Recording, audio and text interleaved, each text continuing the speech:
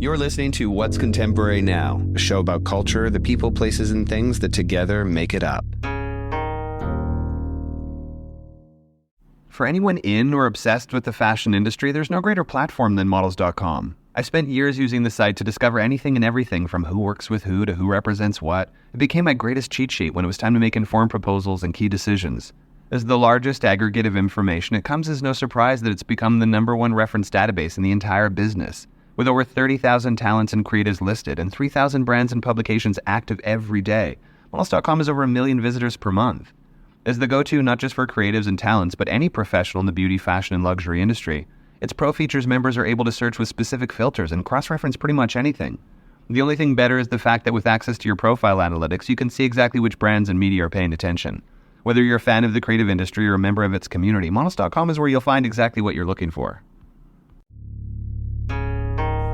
It seems a little late to be talking about things that were born of the pandemic, but Hanan Besovic is the fashion commentator who, before being furloughed, never even dreamed he could be doing this for a job. The voice behind the popular handle of I Deserve Couture is the generational juxtaposition to some of our widely celebrated past guests. Having come up through crowd culture rather than any direct industry channels, we discussed the idea of a new media in the absence of the usually required diplomacy. Given that his entire professional history was in the hospitality industry, his opinions feel pretty well informed. Do he and his contemporaries represent a new fashion audience?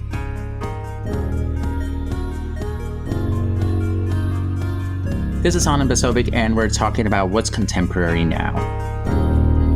Hanan Besovic, it's an interesting beginning because you weren't necessarily someone that grew up with the intention to break into the fashion industry, and you actually studied hospitality of all things. So let's talk about the moment when Croatia became a jump to the US and fashion became the new plan. I love that. Fashion became a new plan. That's going to be the name of my book. But I started looking at fashion in 2010.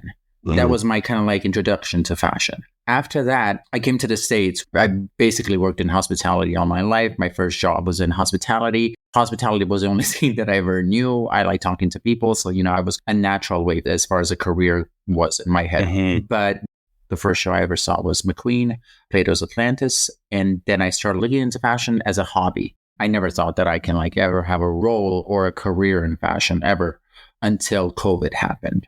Fashion was like a hobby on the side that I would be like, oh my God, this looks cool. This is pretty interesting. It was very superficial in the beginning because McQueen opened the doors for me. And then I realized that there was such a world of beauty and elegance, but by the same token, grotesque and avant-garde and kind of like minimalism and all of these ways that fashion operates. So one of the first people that I Googled ever was Anna Del Russo and Giovanna. Okay. Mm-hmm. Yeah. So that era. So that era. So for example, Giovanna, I saw her in New York for this Swarovski event, and I told her I failed algebra because of you twice, just so you know.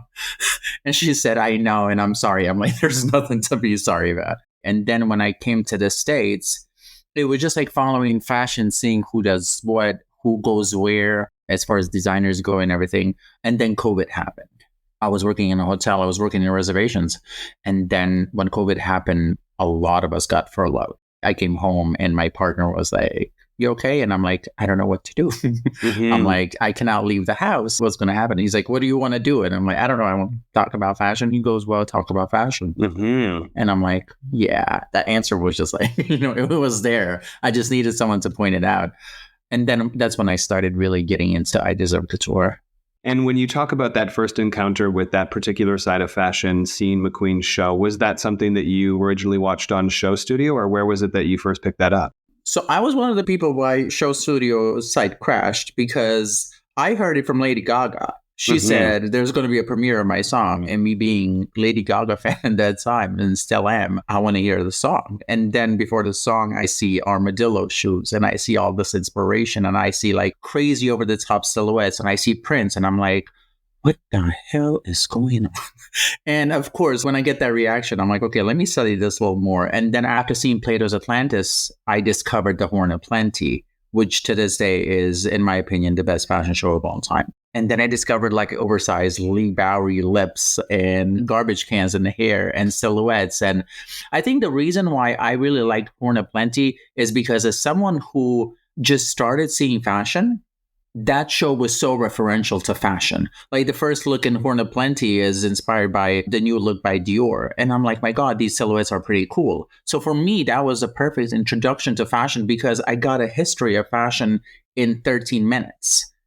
And after that, I learned about Galliano. I was reading a lot about like Gareth Pugh, Olivier Rossong and Balmain just got hired. Mark was in Louis Vuitton. It was just like good stuff. It was just like, you know what, this is something that I'm interested in. Quick segue. Did you watch Kingdom of Dreams? You're mentioning all those people that were featured. How good was that? Yeah, that was brilliant. Yeah. That was so good. And that's the thing, like I love Dana Thomas. One of my favorite books is Gods and Kings. Of course. And I have to still read Deluxe. And Deluxe is basically based on this documentary. But the documentary was brilliant. I wish that they did more of those. It's interesting because it's a sort of time capsule around the story of when fashion was made into a business, right? Correct. But at the same time, as we continue to see it become more ubiquitous with pop culture and this kind of convergence between industries, be it sports or music, there's still seemingly a lessening of outlets where that type of content is made or featured, because I think it lives more in bite-sized format, almost across digital media primarily. But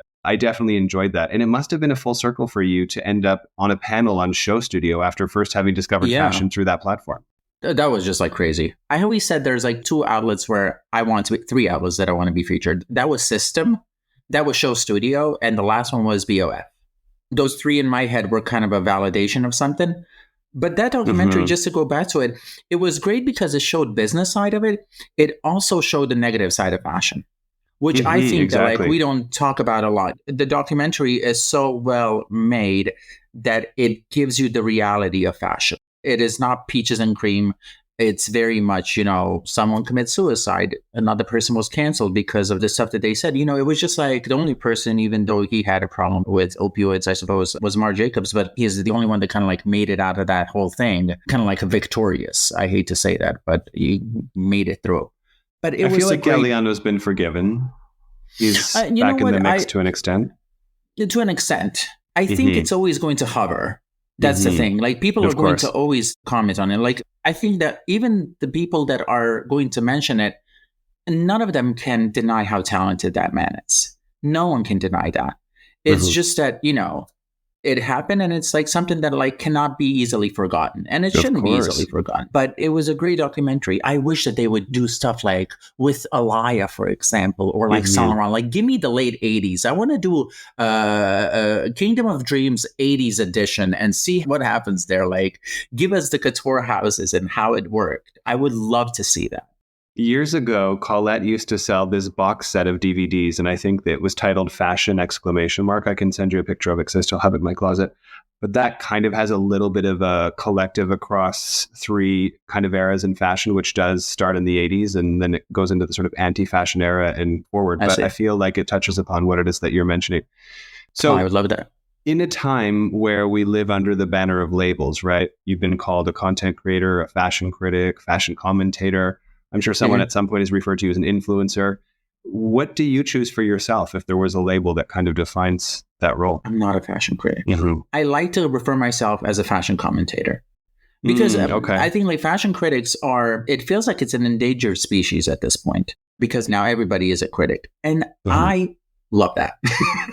I love that. Fashion is very elitist. Fashion is like, there is 4 critics in the world. No one else can be a critic. I'm like, all of us are critics when we're not on social media. You're a critic if you're talking to your friends about a collection. It's criticism still. Even if you like say that you don't like something, that's still criticism. I just think that fashion critics and this older generation of fashion are thinking that all of these influencers that express their opinion that like we're coming after them. And I'm like, we're not. I want to hear what Vanessa Friedman says. I want to hear that. I want to hear what Susie says. I want to hear what Kathy says. I respect those people. I love Tim Blanks. Tim Blanks was the person that guided me through the fashion with style.com. That's the stuff that I grew up on. Nobody's coming after those people. I respect them and I appreciate everything that they do. I do think that, fashion has changed a lot in that sense. Now we're talking about the subjects that, as much as I respect those critics, no one talked about the lack of diversity. No one talked about lack of body diversity. Those topics were not topics at all. But I think that when social media happened, it brought a new opinions and new points of view and stuff that should be still talked about. We can talk about how amazing Dior is. We can talk about how beautiful Givenchy is. Well, not now. But we can talk about stuff like that. But someone has to start a conversation. It's so absolutely I think, true. And you're touching upon the positive side of the democratization of media and people having a voice. But to just kind of flip it on its head for a minute, what are your thoughts on the lack of historical understanding and education behind a lot of the opinions that are being disseminated across large audiences because social media allows for such a thing? I mean, if you're unregulated as an industry and you're able to just say what you think in a way that the people who are receiving that information don't necessarily know the right from the wrong, do you feel like there's some danger there or no? I do think that there's a danger because people have to dissect who they're following. Like, for example, I follow people, don't get me wrong, I love influencers. I don't have a problem with influencer. If you call me an influencer, I really don't care. It's a word, it's not going to cost me, and I'm not going to get irritated. But there's different types of influencers on social media. You have influencers that are all about the looks, that are all about the product. And that's great. And then you have fashion influencers that dig a little bit deeper. So I think that people in audience that follows them just has to realize, what is this person giving me in return? Is it giving me fashion history? Is it giving me their opinion? Or is it giving me product? For example, myself, when I see, and I follow a couple of fashion influencers that are all about the product, I don't go to them for an opinion.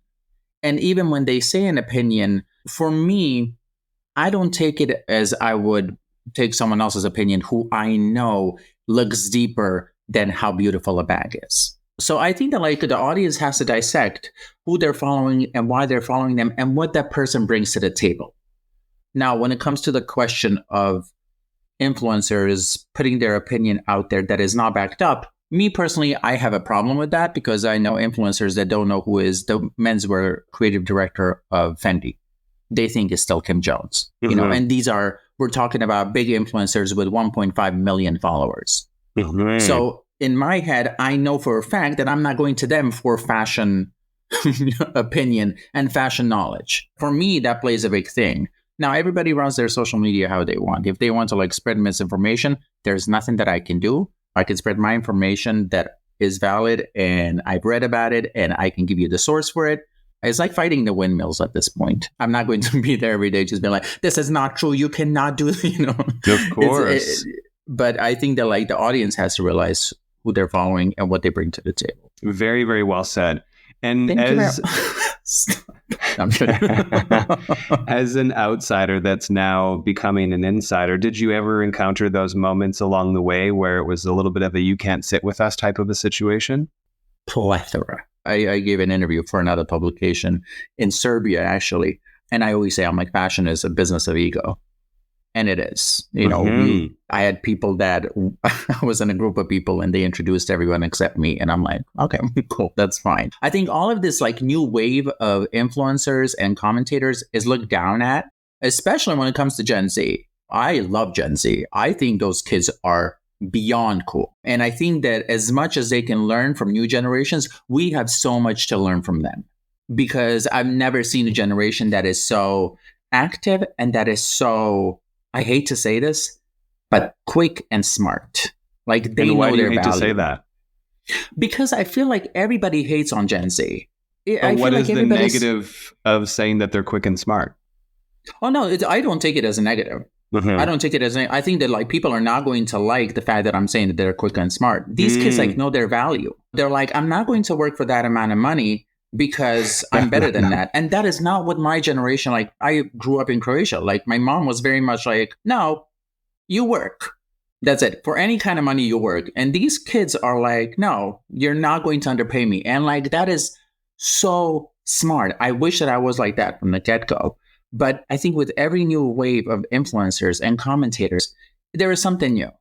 There's something new. So that is a very relevant conversation. That's a very active one in journalism and just, I think, conversations in general, which is around the idea of, I'm not sure if you saw it, there's this video that went viral of the Gen Z girl crying about having to work a 9-to-5 job and not getting home until 6 p.m. because she has to go home from her job and doesn't work from home, and how she's too tired to make dinner or go to the gym. And to me, it was this sort of really alarming thing to witness because she was being incredibly sincere. But Yeah. If people don't necessarily have the opportunity to go through the experiences that give you the grit and the wherewithal to have valuable skill sets that ultimately afford you leverage in an industry where you can achieve success, then we're going to watch mediocrity become the common denominator in the workforce. And so I think there is a sweet spot within it. But to your point, the generation does know that there are examples all too common where being underpaid is normal, and that's something they're very much fighting against, and even just the notion of work-life balance. So I'm curious to see how that takes shape as they all get older and infiltrate every industry. But there's definitely a great deal of intelligence there. I mean, no shade. Oh, 100%. Something that's really interesting as well in terms of self-awareness, and speaking of generations, is in your own ascent, right? With the cultivation of an audience behind I Deserve Couture, there's this sort of inevitable tipping point where things just become official. You know, you're present at different events and in different editorial content, and you have a very engaged audience who listens to what it is you share. Is that climb something that you're sort of aware of, or are you just too busy enjoying the ride? I don't know. This never started as a career. I never had goals. Mm-hmm. That's the thing. There's that drag queen called Katya, and she said one thing that will always stick with me. She's like, plans and goals are predetermined disappointments. And I'm like, okay, that is a fair point. It is good to have a goal. It is good to have a plan, but I see what she means. That's the thing about like my account. It came up organic, and I am down to have a great time on Instagram and to talk to people and to start a conversation if the conversation is necessary. But I'm more about like creating the community. I know that like inclusion in fashion industry is myth. I hate to say it, but it is true. It is a myth because it is a myth because fashion is is exclusive, and like that is like a badge of honor the fashion wears, which shouldn't wear. You know, when Anna Wintour says the doors are open for everybody, I'm like, the doors are not open for everybody. Like, because it's not, it's not easy, especially when you talk about like younger designers. Younger designers always ask me, they're like, what is your advice? And I hate to tell them this. But it is the best advice that I can give them. Be you and connect and network. Because this industry is about networking more than talent. I'm seeing creative directors that are becoming the directors of the major houses that like are great at networking. It's a club. It's like a club where everybody wants to get in, and there is a huge line in front, and Anna Wintour is in front as a security and being like, yeah, you cannot come in. It has this like exclusion to everything that's being done, which I don't like. For example, like when I go to Milan or to Paris or to London or to any fashion capital, I'm like, hey guys, I'm in this bar. I love that you left out New York. Yeah, it wasn't shady. There's great brands in New York. 2 of them, I'm kidding. But I tell everybody, hey, I am at this bar. Come say hello. I'm not charging for a meet and greet. I'm like, let's sit down. Let's talk about fashion. There's one thing that all of us can agree on, and is this like passion for fashion thing. You're going to meet new people. And I like to see people in person. I like to see people having a good time. So I do my meetups here and there whenever I can, when the schedule allows me to, and I like the fact that it's inclusive, and I want my platform to be inclusive. So I don't know. It just brings me joy when it comes to that. Well, speaking of inclusivity, the whole look of a front row changed years ago when we saw people like Tommy Tom, Brian Boy, Susie Bublin, all of them get afforded the luxury of being sat front row and considered the new media, right? You're obviously a part of a sort of new media and a subsequent generation. Who do you view as your contemporaries? My contemporaries are in the second row now. Okay. And we're fine with that. I don't have a problem with the second row. I'm not going to throw a fit because I'm not in the front row. Would the pictures be better? My God, they would. But you know what? It's fine. I think the one person that I always will find one of my favorite influencers, if I can call him an influencer, is Luke from Hodla Mode. Mm-hmm. Because Luke is like nice and genuine, and he's like down to earth. Me and Luke after a show, we're like, I'm going to get a burger in the middle of Paris. And we're like, yes, let's do it. But, I love people that do not have an ego about themselves. Mm-hmm. And that is very rare to find. Like Luke is definitely on the top of my list when it comes to that. But there's other people that are great. Lias is great. Osama is very nice. I'm just talking about them like I know them for 1,700 years. But they're very nice kids. Taylor from TikTok, one of my closest friends, actually. But these are the people that I really like go to see their opinion. We sit down after a show. Me and Luke sit down after a show and we're like, what did you think? He's like, I loved it or hated it.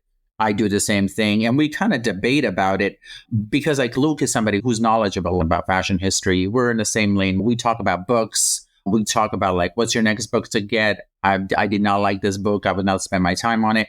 It's very much like that. So I think that there's like a couple of great people that are my contemporaries. My God, that makes me feel like so legit. The word contemporaries.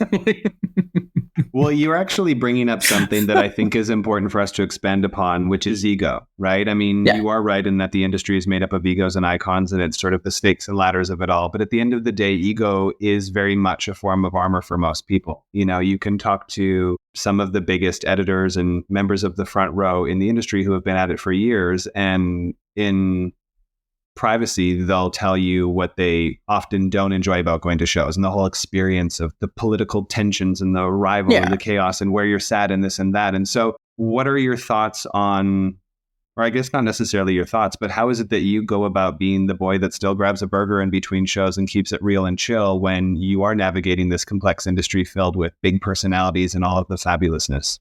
I think it's the way that I came up in this industry. The way that I started watching shows and started talking about them is watching them on my Instagram live with people like staring at my iPad. I would go live on my Instagram and we would watch the show together on the iPad. And I like that. I went to one Chanel show and I was super happy that they invited me because I always wanted to do a Chanel show. But the thing is that, this is going to sound awful, I don't need to be physically present to see if I'm going to like it or not.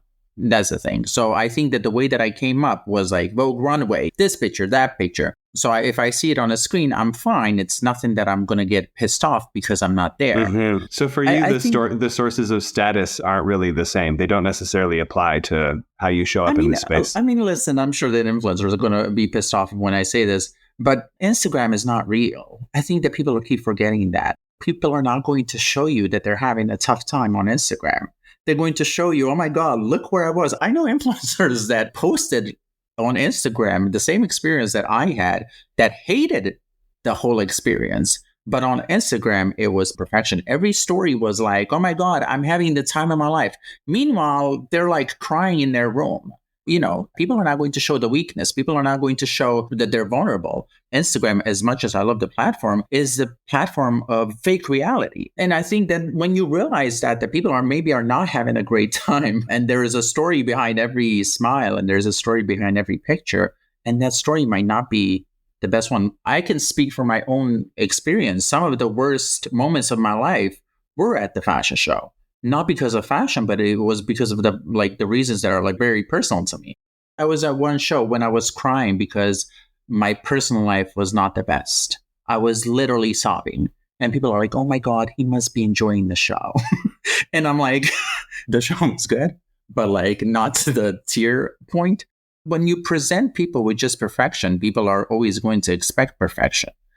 And I think now we're coming to this reality where people do want to know you. If you're having a bad day, I don't have a problem saying that I'm having a bad day. Not every day is perfect. Mm-hmm. And I think that that's what's missing from fashion.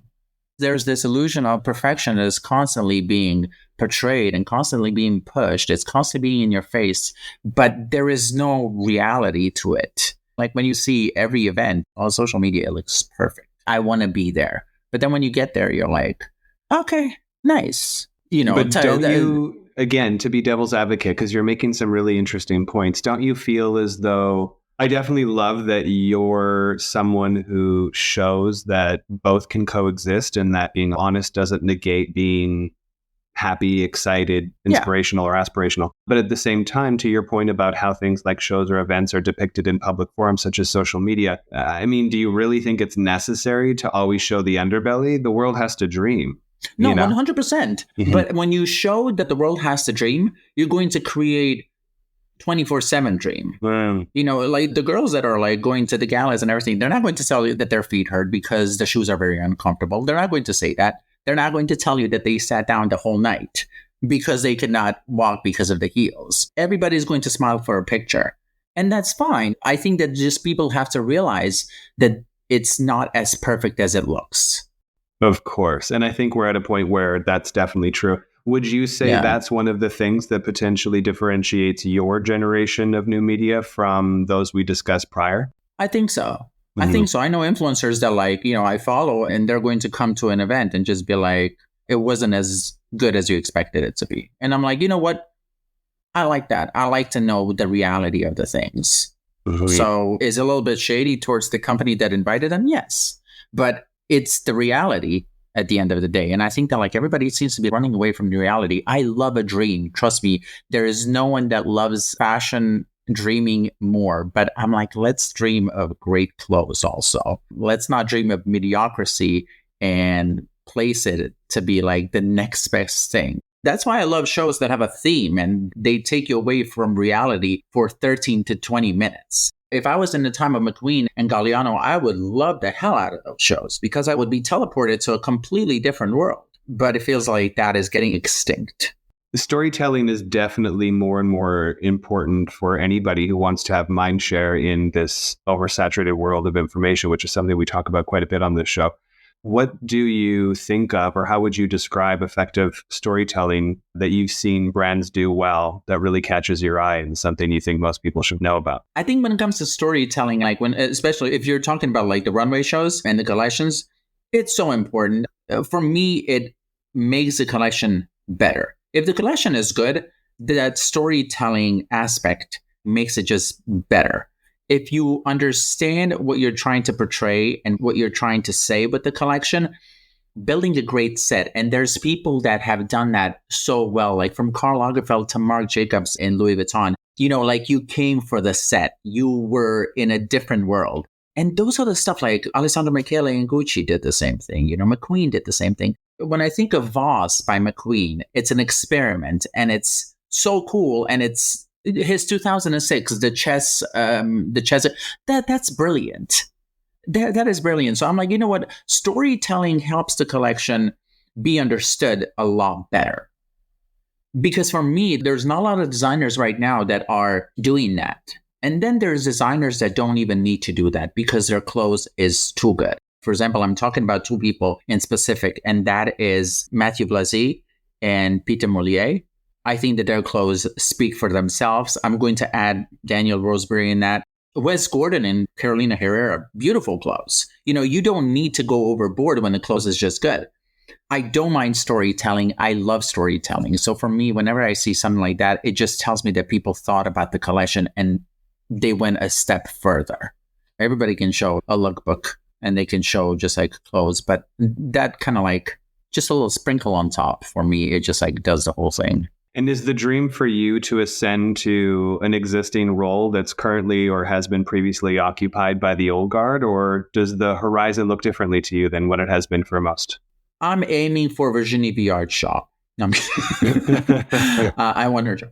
I don't know what's going to happen. That's the thing. The reason why I'm doing this is because it makes me happy and I don't feel like I'm working. And they said, do what you like in life and you will never have to work a day in your life.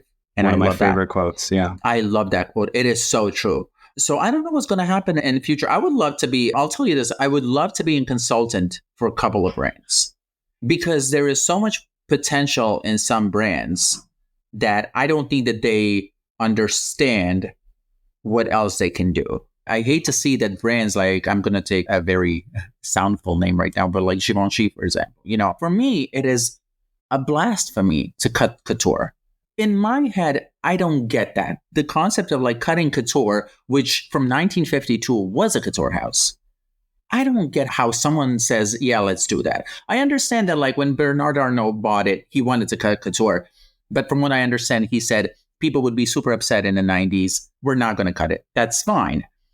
But Roberto Givenchy is one of the people that is the ground for couture as we know it today. The same thing as Balenciaga, but it was in that kind of circle. So when somebody tells me yeah, we're going to cut couture, I'm like, you don't cut couture. Couture is what makes your house.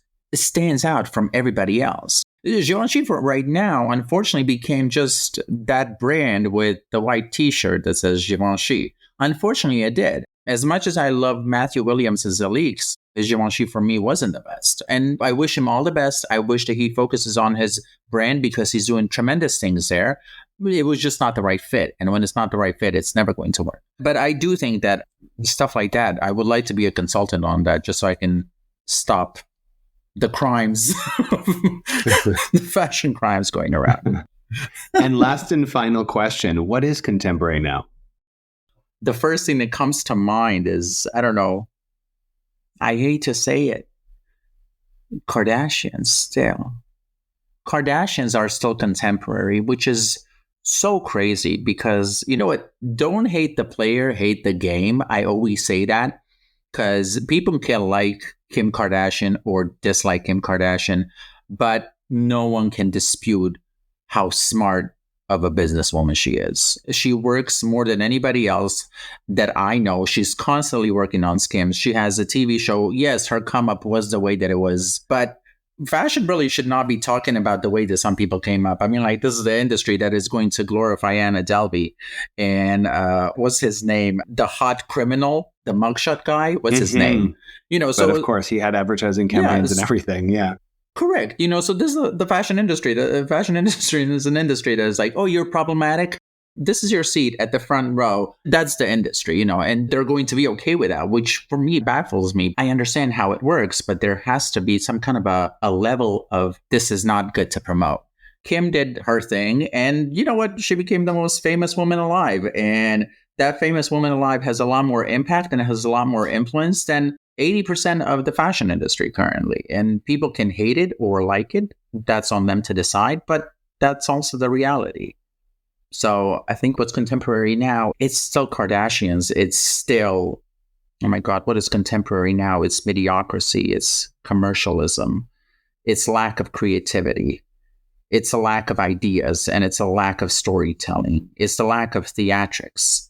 It's the lack of so many things in the fashion industry that the fashion industry has such a potential to be great and amazing, but it puts money before everything. It's unfortunate, but you still have great artists out there. You know, yeah, you I was going to say you really zigged and then you zagged. I felt like the kids are all right listening to you and hearing this perspective, and then suddenly we end on a big womp womp. No, you know, but no, even now, like when you look at fashion, there's not a lot of fashion designers that can make you fall in love with fashion, but there still is. If you look at Daniel Roseberry and Schiaparelli, there's artists that, like, if I was a student right now, I would be like, wow, that is something.